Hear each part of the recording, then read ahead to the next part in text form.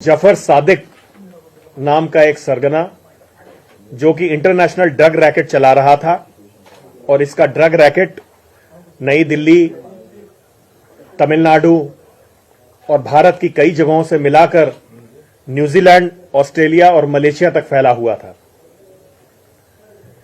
इस अक्यूज ने बहुत ज्यादा पैसे कमाए थे ड्रग ट्रैफिकिंग के थ्रू और उनको फिल्म, कंस्ट्रक्शन, हॉस्पिटैलिटी आदि व्यवसायों में इन्वेस्ट किया था और इनको कवर बिजनेस के रूप में इस्तेमाल कर रहा था। आपको ज्ञात होगा, पिछले महीने की 15 तारीख को दिल्ली पुलिस के स्पेशल सेल के सहयोग से हम लोगों ने बसई दारापुर जगह के गोदाम पे छापा मार के 50 किलो सूडोएफेड्रिन बरामद करने में सफलता प्राप्त की थी और 3 अभियुक्तों को गिरफ्तार किया था। इन 3 अभियुक्तों से हुई पूछताछ और साक्ष्यों के आधार पर हम इस निर्णय पर पहुंचे कि जफर सादिक नाम का एक इनका सरगना, जो कि तमिल में फिल्म प्रोडक्शन का काम भी करता है और कई बड़े लोगों से उसके संबंध हैं, वो इस रैकेट को रन कर रहा था। तो एक स्पेसिफिक इंटेलिजेंस के आधार पे एनसीबी ने जाफर सादिक को आज गिरफ्तार करने में सफलता हासिल की है। ये पिछले माह की 15 तारीख से भागा हुआ था और त्रिवेंद्रम होते हुए मुंबई, पुणे, अहमदाबाद, जयपुर आदि जगहों पर छुपता फिर रहा था। एनसीबी ने 50 किलो सूडोएफेड्रिन एवेंटा नाम की कंपनी के गोडाउन से सीज की। सूडोएफेड्रिन, मैं बताना चाहूंगा, मेथएम्फेटामिन नाम के एक खतरनाक सिंथेटिक ड्रग को बनाने में काम आती है। 15 तारीख को हुए सीजर के बाद एक सघन operation NCB operation branch, NCB की अन्य इकाइयां और दिल्ली पुलिस स्पेशल सेल ने छेड़ रखा था, जिसके परिणाम स्वरूप आज हम लोगों ने यह सफलता प्राप्त की है। ये गैंग का काम मुख्यतः सूडोएफेड्रिन को ऑस्ट्रेलिया और न्यूजीलैंड जैसी जगहों पर भेजना था और यह छुपाने के लिए उसमें कवर के रूप में डेसिकेटेड कोकोनट या फूड प्रोडक्ट्स रखते थे। पिछली पूछताछ और आज इस सरगने ने भी यह कबूला है कि इन लोगों ने लगभग 40-45 कंसाइनमेंट यहां से भेजे हैं और पिछले 3 सालों में लगभग 3,500 किलो सूडोएफेड्रिन भारत से ये लोग भेजने में कामयाब हुए हैं।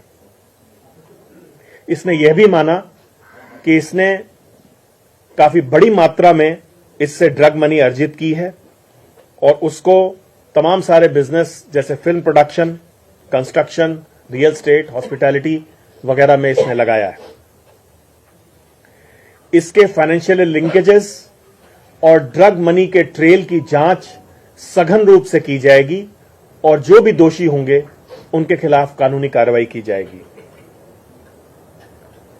सूडोएफेड्रिन एक प्रीकर्सर केमिकल है जो कि मेथएम्फेटामिन के प्रोडक्शन में काम आता है और यह एक कंट्रोल्ड सब्सटेंस के रूप में इंडिया में विधिक आधार पर रखा गया है इसको, और इसको जो भी डाइवर्ट करता है उसको 10 साल तक की सजा हो सकती है।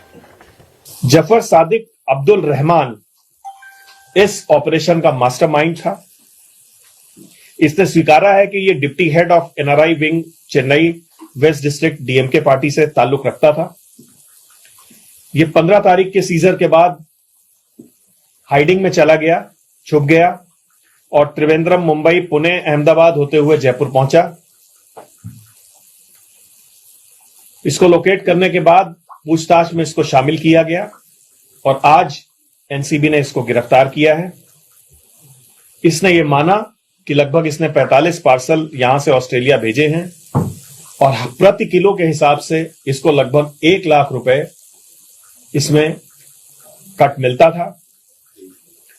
लगभग 3,000 से 3,500 किलो ड्रग ये लोग निर्यात कर चुके हैं और इससे इसको करोड़ों रुपए की आमदनी हुई है, जिसका बड़ा हिस्सा इसने फिल्म प्रोडक्शन में लगाया है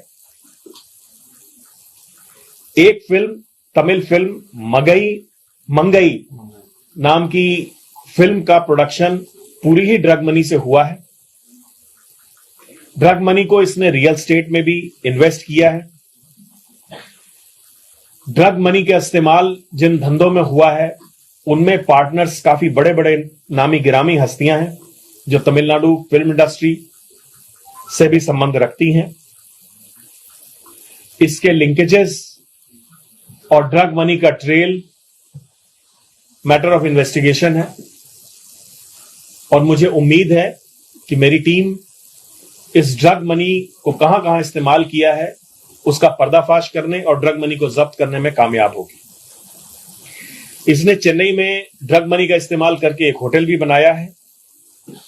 2019 में भी इसका नाम एक सिमिलर केस में मुंबई कस्टम्स में आया था जहां पे एक कीटामिन नाम का एक सिंथेटिक ड्रग मलेशिया भेज रहा था।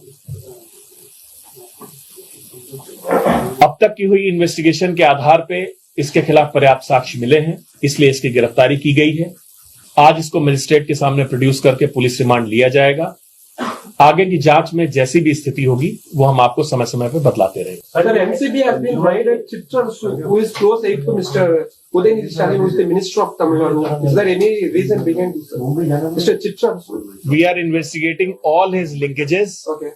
and whoever is found guilty under the act of NDPS, we will book him. Sir, he's having some connections with the Tamil film director Samir and some other people also. Have you? Yes, it has come to the fore. Yeah. Have you asked or anybody to appear for an investigation? We will not disclose that, but connection has been there. Political parties को funding करता था because he was using this drug money for film making and all. अभी तक की पूछताछ में film industry, real estate और कुछ पॉलिटिकल फंडिंग का भी मामला सामने आया है। Just to be doubly sure, you said the political funding is a thing that you are investigating, or you have found some evidence. I am investigating the drug money trail, be it political funding, be it hotel industry investment, real estate investment, or film industry investment. I'm not bothered about nature of investment. I'm bothered about drug proceeds.